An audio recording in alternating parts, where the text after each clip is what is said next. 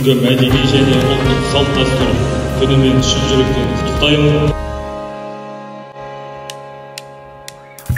Қайта оралды қазағымның бүгін дәстүрлері,